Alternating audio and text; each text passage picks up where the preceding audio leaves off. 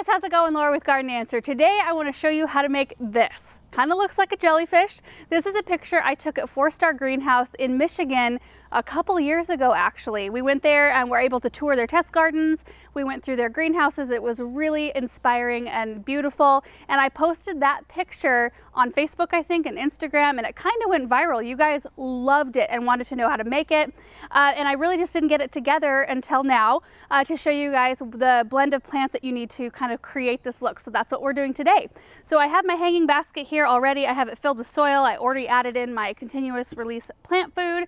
So basically all I have to do is plant it. So the thing that is trailing down so beautifully is called Dichondra Silver Falls. Look at this beautiful icy blue plant.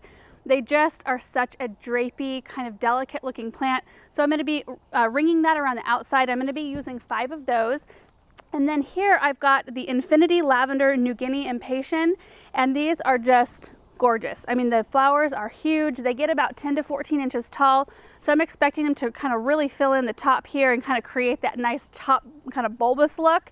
And then these will do our trailing down the bottom. So both of these plants, the Dichondra likes part sun to sun. These can take a little bit of sun or shade. So I'm gonna need to put these in a spot where they get part sun so that the impatient stays happy, but then so that the Dichondra still gets enough sun to perform. So I know I'm gonna use 5 of the Dichondra Silver Falls. I have 5 of the impatient sitting here. I don't know if I'm gonna use all 5 of them. So what I'm gonna do is plant up the Dichondras first around the outside, and then I'll get started on the impatiens. Oh, I need 6 Dichondra. I don't know what I was thinking. I gotta go grab another one. Basically 2 Dichondra for each opening. All right, so that's what it looks like with the Dichondra. I ended up using 6, which this is a 16-inch hanging basket. It's got quite a nice sized soil reservoir. Typically you want to use about 7 plants in a basket this size normally. Obviously I'm blurring the lines because this is an experiment and I really want it to be successful. And Dichondra isn't a super wide beefy plant, so I wanted to make sure that I used plenty of them all the way around so that I get a nice uniform look. Now on the top here, I might be using 3 to 5 of these impatiens. They grow about, like the spacing on the tag says, about 6 to 8 inches or so. So I'm going to start in with 3, see what that looks like. I might beef it up to 5 if I think that that will be a little bit nicer. This whole thing is an experiment, so I would rather go kind of on the bigger side of things than have it be kind of dinky in the end. So let me see how many I can fit in here. 5 for sure. Oh, I'm gonna love this color combo. I did decide to do the colors a little bit different. The one in the picture shows red and I think one other color. I tend to like pinks and purples a little bit better, so I went with this lavender color impatient, and I think the lavender and the blue Dichondra look really pretty together. All right, so I ended up using all 5 of the impatiens. I think it looks absolutely gorgeous, even to begin with right now. Now I have 2 locations where I think that this might work. I'm gonna start it in one spot. I'll show you both spots. I'm going to start it in one area and I hope it gets enough light. If it doesn't, I might have to move it to the second area. So let's go to the first area. All right, so this is the first location right here. This is kind of little random pergola we have around a brick patio area, and there are some trees surrounding it. It gets good morning light, I think, and then it's shaded in the afternoon, so it might be a good location.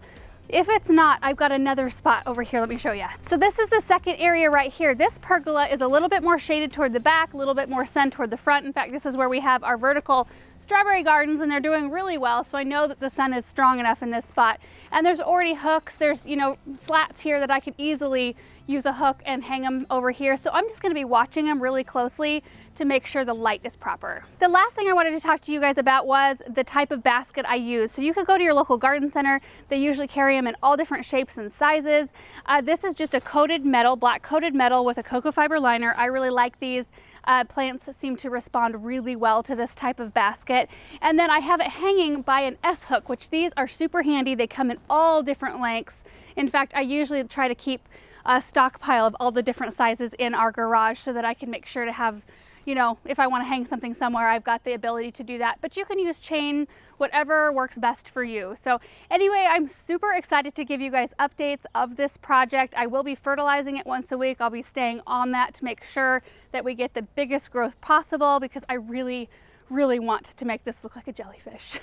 Anyway, thank you guys so much for watching. Make sure you're subscribed so that you make sure to see these updates. We'll see you in the next video. Bye.